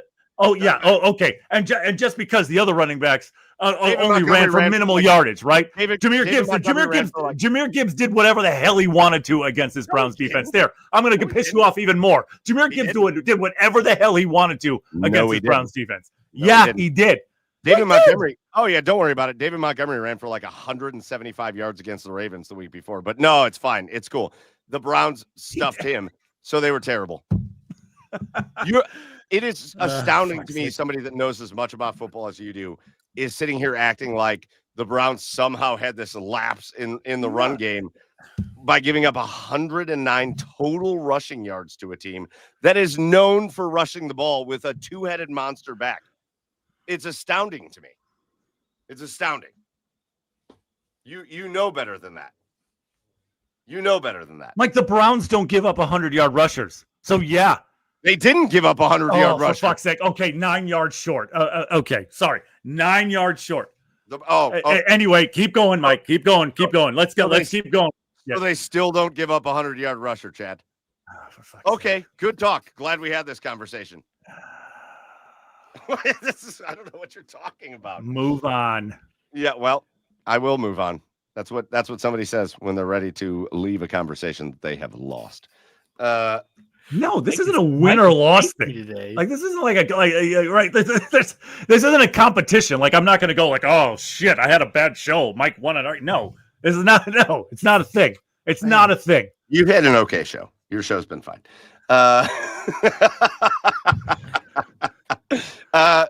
No, listen, offensively, if we go back to this game, I don't, there's nothing about the Vikings running game that has me even thinking twice, especially with their offensive linemen being out. They've got to get to Carson Wentz. Like the problem with the Browns too, the few times they did get to Jared Goff, they committed penalties on those plays. They sacked Jared Goff a couple times and they were offset by penalties. That sucked. You've got Jared Goff. Yeah, go ahead. Well, I suppose I'm wrong on that one too. Yeah, no, I think every time they did pressure Jared Goff did a good job of stepping up in the pocket, moving around in the pocket, and getting rid of the football. So that's what they got to do. Yeah, no, they did. I thought it was more on Jared Goff moving around in the pocket than it was the Browns defense. So okay, yeah, I'm just saying. I just want to piss you off even more now. Like I just want a reaction out of you. Listen, predictions. What are the predictions, boys? Go on. Yeah, do the prediction. Go on. London. Go on, Chad. Start us off. London, 9 a.m. I already said 17-14 Browns. We get this question from Kid Wilson. Do people drink beer watching Sunday games at 9 a.m.? Yes. Yep. Yeah. Mm-hmm. What? It's called kegs and eggs. Yeah, correct. And yes, that's how that's going to go. Joe's going to have to watch it at 6 a.m. and still drink beers. Ew. I'm going to do 22 to 15 Browns. It's going to be weird. Make it weird. I like the weirdness. I'm going 27 to 10 Browns. I'm going 27-10. I don't think this offense is going to do jack shit against the Browns. And I'm going to give a little credit to Dylan Gabriel. I think he's going to run the offense a little bit better. I think he's going to get more guys involved. And look out for some of the guys that obviously said Tillman out. Look out for some of these other guys. Maybe Jamari Thrash has himself a game. Maybe Jerry Jeudy comes into it a little bit. I just think the Browns are going to step up and play pretty well. And I'm going to give them a multi-score win in this game. And again, I think they got a shot. I think they got a shot to be 3-3 at the end of this 6-game series because I'm not afraid of the Steelers in the slightest either. So Yeah, catching the football is probably also key to like the Browns being 3-3. That'd be sweet. It is, but That'd like be cool. you got to take some good with bad, right? Like everybody's freaking out about Jerry Jeudy. He's almost exactly where he was last year at this time, almost exactly. So maybe we get a new quarterback in that's seeing the field a little bit better, that has a little bit more escapability. Maybe Jack Conklin could get his ass out on the field, especially with a lefty quarterback. We could use a good, solid right tackle, Jack. So maybe your elbow is feeling okay enough to be out on the field for this game, Jack. I do like the pickup of Cam Robinson. They're going to have Gage Larvin back out there. They're going to have Malachi Corley out there. You're going to see some different faces, but I think Isaiah Bond gets involved. I think Jerry Jeudy gets involved, and I think David Njoku actually. I think the tight ends, the Vikings are not well suited to cover tight ends. So I think Njoku and Fannin really get involved. And I think the Browns are going to look decent offensively with Dylan Gabriel at quarterback, and that's what I'm going with. So, all right, really quickly, last thing. I want to go over to college really quickly, Joe, because you went to the Ohio State-Washington game, and I just want to hear it from you. How much fun? How much fun did you have? Boys, I was baptized into college football on Saturday. What a blast. I got this newspaper when I walked in. It says, "How does Washington defense stop Ohio State?" They didn't have the answers in this paper, let me tell you. Bam. Oh, it was so fun. I ran solo to the game. I got hammered before the end of the first quarter. Wrote it out for the rest of the game. It was a really good time. The atmosphere at college football is just unreal. Like, just not like any other sporting event that I'd been to. Husky Stadium is really nice. Great fan base there. They put on a great show. And it's so fun. Like, it's just electric. Like, everyone's just in it. Everyone's like so passionate about the game and their team. And it was fun. A lot of Ohio State fans there, which was great. I did not sit in the Ohio State fan section. I missed the memo on where that was. So I was completely surrounded by enemies. But I made fans with a nice alumni couple next to me. So that was nice. But such a fun game, dude. Like, the team looked good. They started running the ball well. I will say first 25 minutes of that game was a little nerve-wracking. It didn't seem like we could put anything together on offense. We had some fumbles, some poor special teams play. Washington was looking pretty good on offense. Then second half, the boys just came in and shut it down. So just electric atmosphere, so fun to be at. And I'm so glad that Washington's in the Big Ten, so I can go to future Ohio State games here in Seattle. I mean, it's a bucket list stadium for a lot of college football fans, is Washington. It's known for its atmosphere. And to get Ohio State there, it had to have been a little crazy. But I agree with you, man. Ohio State pulling it out in the end, getting Jeremiah Smith involved. Defensively, Ohio State was awesome in that game, because there's some really good offensive players for that Washington team that could not get anything going. Jonah Coleman's kind of a stud. Oh, yeah. He's a big-time stud. He's a stud, man. I mean, he was the best part of that Washington offense, and he was taking it to the Ohio State D most of that game. Some really good running from him. Yeah. Chad, did you pay attention at all to that game?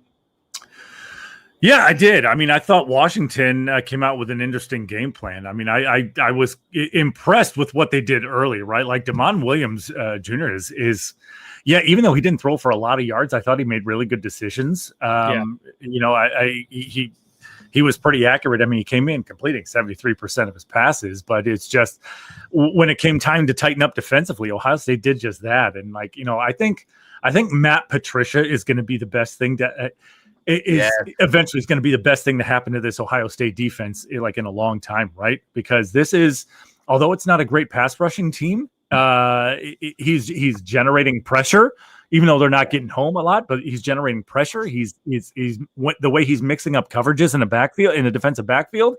I think he is, improving this defense tenfold from what it's been over the last few years, right? And that's allowing, and the best part about that is that good defense is allowing Julian Sand to develop right in front of our eyes, right? I mean, Yes. he didn't have a very good like first quarter-ish, but as the game went on, I mean, he lit things up. And then, I mean, and how about Bo Jackson? He's great, isn't he? How about Bo Jackson, man? Big physical. I mean, from right here in Northeast Ohio, Villa Angela, St. Joe's. Yeah. I mean, he's clearly the running back of the future there. So, I mean, Yeah. I love the mix, right? Like in years past, even in the national championship years, it's been a kind of a bend but don't break Ohio State defense. But man, the mix of good but not great just yet, Ohio State offense. And that's because, again, Sayan's still developing, but coupled with the dominant defense that they've had, it's just, I think Ohio State's got a really good shot to go back to back this year. That was my note for the offense is I wish they put Bo in a little more frequently. Like, I think they're playing a little, they're tandeming that role a little more than I'd like to see. Like, I feel like Bo is kind of the guy. Yes. And I feel like they are not having him in for enough snaps for what he's producing right now. And I'd just like to see that uptick a little more for him. Boys, elsewhere in college football, it was just there was a lot of big matchups in college football this weekend. You had Oregon go to Penn State in the whiteout and beat Penn State. You had this wild game Friday night, that Virginia-Florida State game. Unreal. I couldn't take my eyes off of it. Yeah. I left my high school football game and went to the bar just to watch the end of the Florida State-Virginia game. It was unbelievable. Virginia beats Florida State. Everybody thought Florida State, who took out Alabama to start the year, Florida State was back, and the Virginia Cavaliers take down Florida State. Ole Miss over LSU.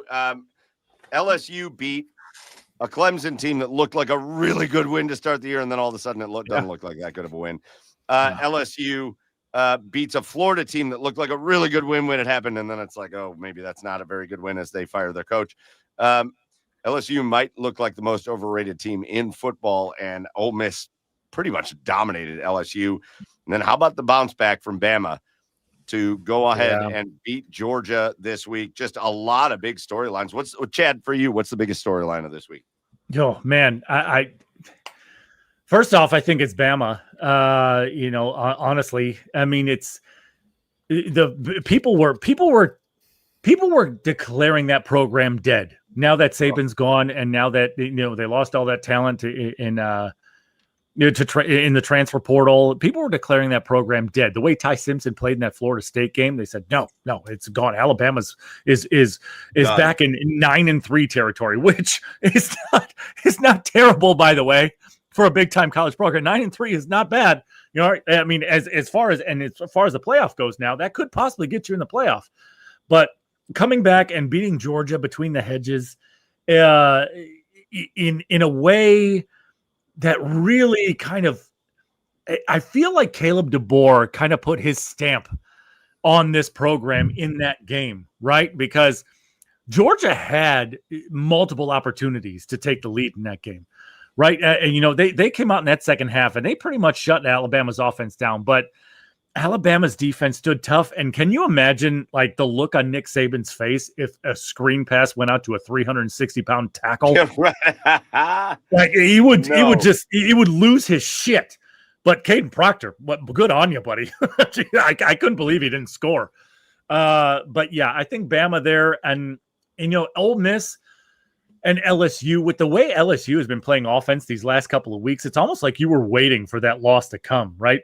Because LSU's defense is really good, but once they faced a good offense, you just had a feeling it was coming, right? Because LSU, something's going on in that LSU offensive room. Garrett Nussmeier is looking pedestrian, and they can't move the football against anybody. I mean, hell, they only were able to score 27 points against Troy, for God's sakes. Yes. So it's LSU is a fraud to me. And they've been a fraud. It was just a matter of time.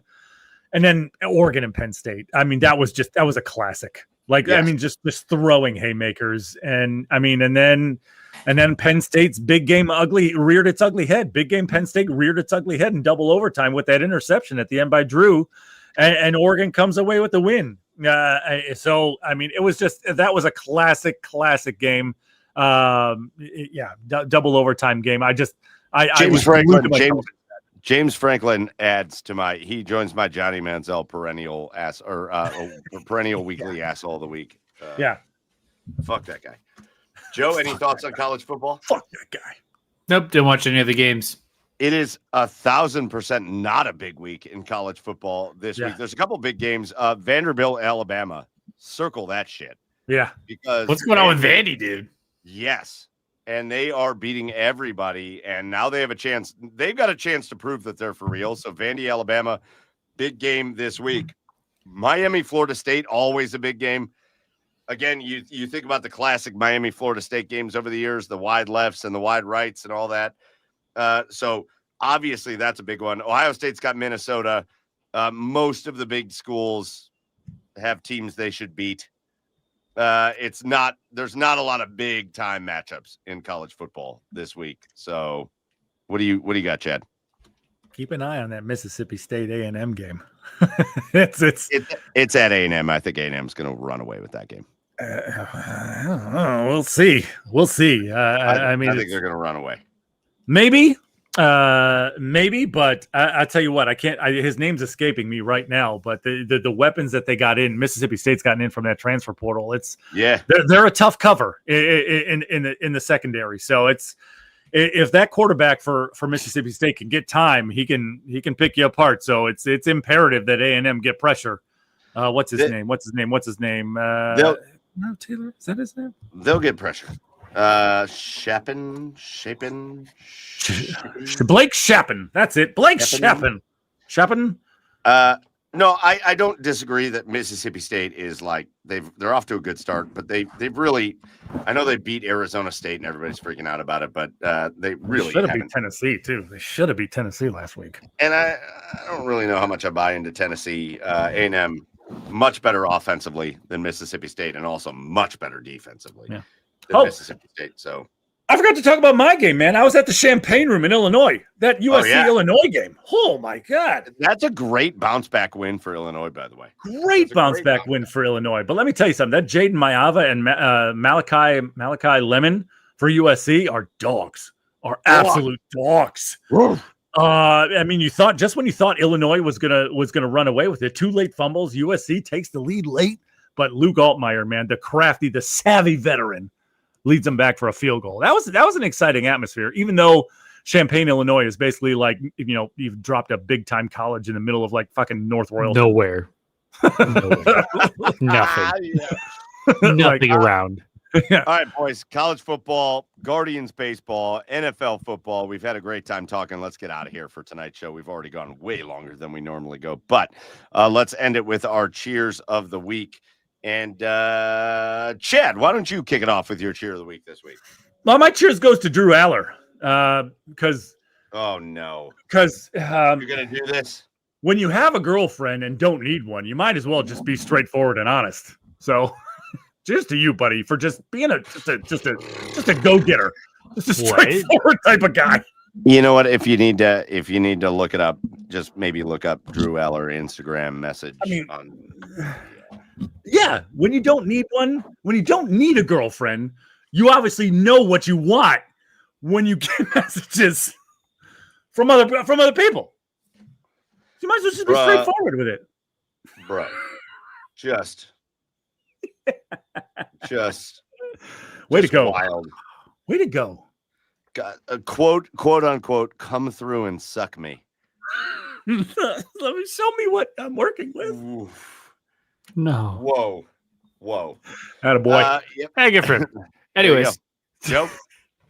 Give me the Ohio State Buckeyes, man. Give me my first ever college football experience. Hell yeah.